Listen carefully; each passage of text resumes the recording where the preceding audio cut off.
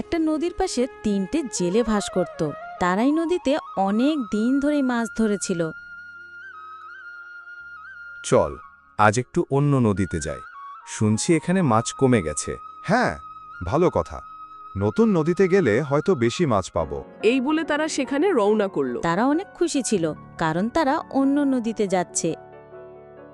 3 জন হাঁটছে, আরেকজন পিছনে আসছে। গাছ, ঝোপঝাড়, গ্রামীণ রাস্তা, তারা হেঁটে হেঁটে যাচ্ছিল।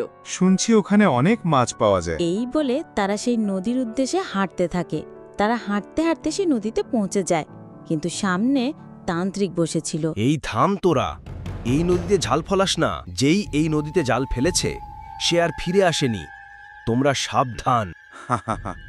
আহা, ভূতের গল্প শুনিয়ে ভয় দেখাচ্ছে। তারা সেই তান্ত্রিক হবার কথা না শুনে তারা যেতে থাকে।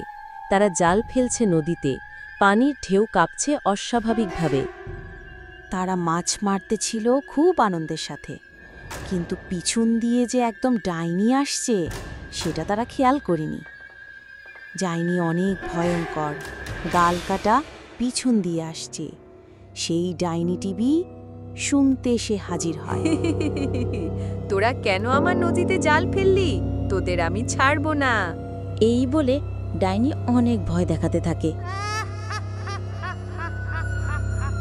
তারা জঙ্গলের মাঝখান দিয়ে জাল হাতে করে নিয়ে অনেক জোরে জোরে দৌড়িয়ে যাচ্ছিল।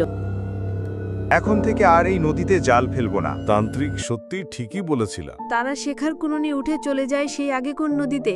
তো বন্ধুরা, আমরা আজকের ভিডিওতে এটাই শিখলাম যে বড়দের কথা শোনা উচিত। তারা যদি হেসম প্রান্তিক বাবা কথা শুনতো তাহলে আর সেই 7 চুন্নির পাল্লায় পড়তে হতো না। তো বন্ধুরা, আজকের ভিডিওতে এটাই শিখলাম যে বড়দের কথা শুনতে হয়, বড়দের কথা না শুনলে এরকমই হবে। তো আজকের ভিডিওটা কেমন লাগলো সবাই কমেন্টে বলে যাবা। ভিডিওটা ভালো লাগলে সবাই লাইক দিবা আর সাবস্ক্রাইব করে যাবা।